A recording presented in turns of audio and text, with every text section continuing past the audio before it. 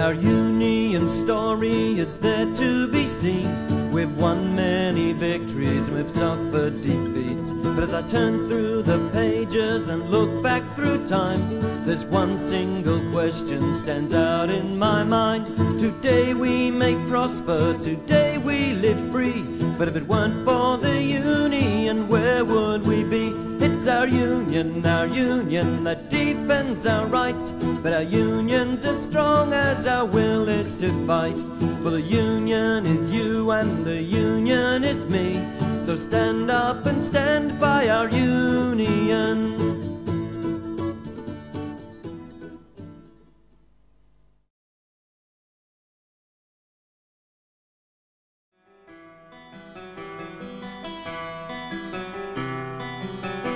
In the Union, change was near. Disaffected members and Union radicals, many of them returned soldiers, saw that the leaders of the Union were failing the members. They formed the Protest Committee and set out to challenge for control of the New South Wales branch. We fought the Second World War on the principle of democracy and that a new way of life and a higher living standard for everybody concerned, and great sacrifices were made in the Second World War and a lot of people got killed. So I think all of that played a role in people wanting to say the war's over now and we want a better way of life, and the way to do that is that the union's there to provide the means of being able to improve our wages and conditions and living standards generally. The Protest Committee wanted change. The government of the Union wasn't about to give up power to these radicals, so they changed the rules of the Union. From 1946 on, the number of members needed to have a general meeting, the quorum as it was known, was increased to 1% of the entire membership. For this union, with small groups of workers spread widely, the quota was impossible to achieve. We never had a union meeting as such, because you couldn't get a quorum. The fellows that were in the union before, they wanted an astronomical number that you couldn't get them. Well, you wouldn't even get them these days now. Basically, one has a fundamental understanding of the need for people to be able to express themselves in a democratic way, and as far as the union movement is concerned, it's based on the whole principle of freedom of expression. And here we were being denied the opportunity to even have a say in regard to matters relating to your own wages and conditions, let alone any issues which related to social questions or political issues.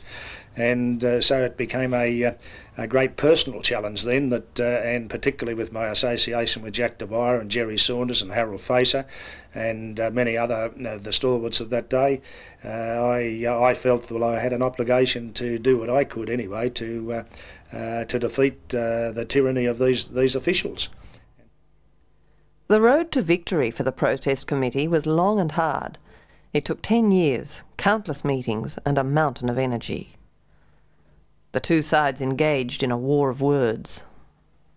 Once again, your union is being called upon to repel a filthy smear campaign launched by the disruptionists within your ranks. Many of these are communists. Some are not, but their vile tactics follow usual party lines. F.C. Parker. The point is this. Democracy means government by the majority, and yet we find in our own trade union no opportunity to attend regular monthly general meetings to hear, discuss and decide democratically the vital issues confronting us all.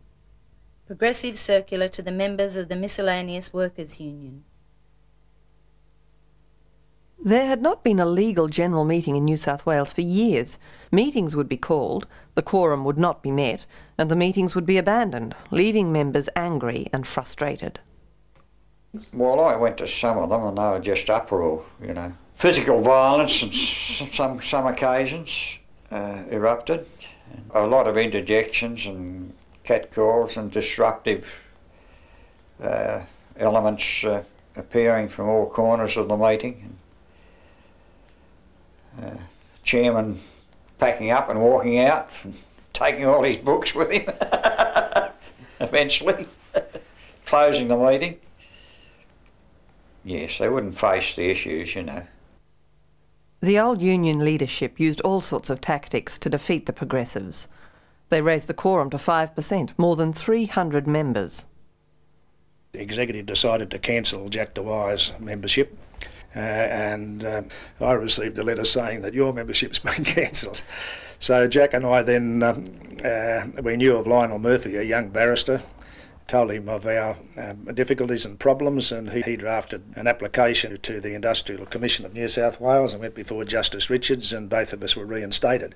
Well, it was a fatal error on the part of our predecessors, because that really made martyrs out of Jack and I, because all of our supporters, they cheered and were highly delighted that we'd been restored to membership. And if I then put a notice of motion on to remove 8 of the officials, 8 of those to whom I and my colleagues felt were responsible for this very undemocratic and dictatorial attitude of the union leadership. A special meeting was called by the Protest Committee for December 1953. This meeting is important to all those members fed up with bad conditions, because on that night the fight to cleanse and strengthen the union will reach what promises to be a climax to the sell-out careers of our paid officials. Only that morning, Parker had registered a new and outrageous quorum of 20% of the entire membership. At the meeting, the motion was put to sack the old officials. Very turbulent meeting, very turbulent. Poor old Jack Dwyer got an umbrella broken over his head by one of the female people there that were supporting Parker. So they got a bit physical? Oh yes, they got physical, and I was chased down the aisle, down the corridors of the trades hall by one old watchman who was on the Parker side, who carried a walking stick loaded with lead. And he tried to get me with it. A very explosive meeting. It was one in which most of the people had come there to support the proposition, so I didn't have to be too elegant. I wouldn't have thought to have been able to succeed, but nevertheless, when the vote was finally taken, it was carried 300 votes to 5, and the 5 were the 5 officials who stayed. And they foolishly put their hand up to and were counted. 1954. The battle moved to the courts when the incumbent leaders refused to accept the results of the meeting. This was the moment of truth. Whoever won here would control the union in the future. The Progressives were represented by Lionel Murphy, who would go on to become a powerful force in Australian political and social life. The old leadership was represented by John Kerr, who would also become famous in Labor history. The case turned on whether Ray Gietzelt was a financial member when he had put the motion to dismiss the previous officials. The officials produced an old contribution card which showed that after Ray came back from World War II, there was no indication that he had paid the picnic levy of 1 shilling. He was asked whether he had paid it. He, all his supporters and the lawyers were aware of the significance. If he said he had paid, it would not be possible to refute it. If he said he had not paid, the case would be lost. All over this technicality of years past. He hesitated for but a moment before saying, "I did not pay it." As often happens, the court found a way around the problem. They relied on later records showing he was financial. The case was won. The officials were ordered to obey the resolution and vacate their offices. Ray and his colleagues, with the remaining officers, took over the affairs of the branch. Subsequently, it was necessary, and I was advised by counsel again, if they're not prepared to vacate office, will you jump the counter and take over, which I promptly did. The Progressives, the Radicals, had won. A little later in the election for union positions, the Protest Committee members won an overwhelming victory.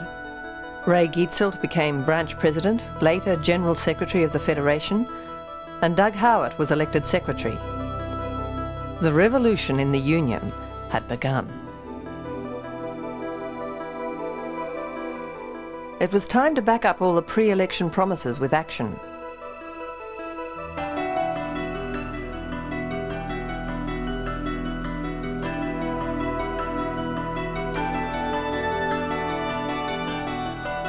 wasn't just monetary increases we were after. There was a multitude of projects appearing immediately we took office, you know. The award was in such a bad way.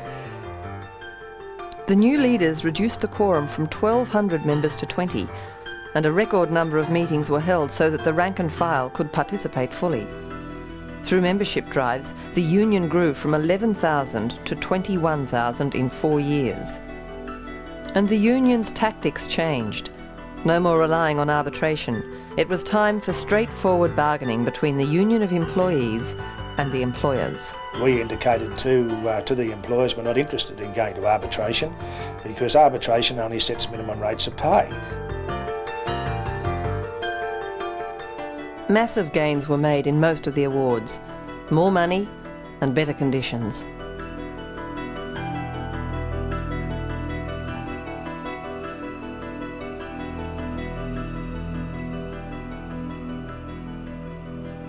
(1957), and the battle was joined to break the bull system, which had waterfront watchmen waiting in line to be picked out by the boss, just as the wharfies had waited before.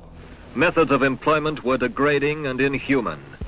Lined like so many cattle, worker was played against worker, unionist against non-unionist, and those who protested didn't get a job.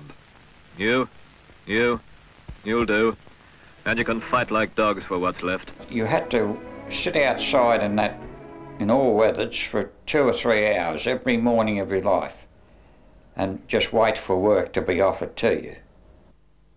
The watchmen's tactics grew bolder. They had seen the power of direct action through the Waterside Workers' Federation.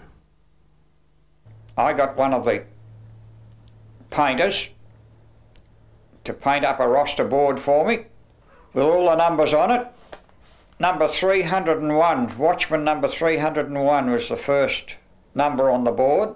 We decided that by ballot. And put the board up, and the employer called for his labour. No one answered. And I said that, righto, there's your man, number 301, you can take him. He said he couldn't take him, he was off the roster. I said, he's all right. What's wrong with him? He couldn't tell me what was wrong with him because he was a perfectly good, reliable watchman and everyone knew it. So they called the next man and the next man and so on, and no one would go until number 301 took the job. And they exhausted every man on the roster. The members stuck firm to the single man. And that was the start of the first strike. They won that strike. It was a great victory. The new leadership had shown what it could do. It knew how to use the power of the Labor Party and of the arbitration courts. And it knew how to back that up with well-organised action on the job. The New South Wales branch didn't have much money, but they set out to change and revitalise the union throughout the country. My job as Federal Secretary was to look after the wages and conditions of everybody for whom we were registered, not only in New South Wales but every other part of Australia. Perhaps the first thing I really did was to go to Newcastle and set up a sub-branch in Newcastle because members in Newcastle had been complaining under the old leadership that no meetings were being held. They couldn't get any satisfaction from Sydney and similarly down the south coast. From their base in the New South Wales branch, the Progressives went to the aid of Queensland. They went into Tasmania, then Western Australia, the ACT and the Northern Territory.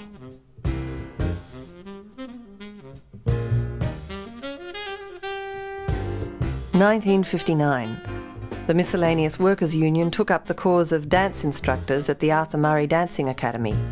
The instructors had poor conditions and so they took action themselves, only to be locked out by their employer. The union stepped in and fought hard. The dispute went to court. We took the view that they are entitled to industrial protection. Some unions should look after them. And we changed our constitution continuously to cater for the industrial needs of these type of people.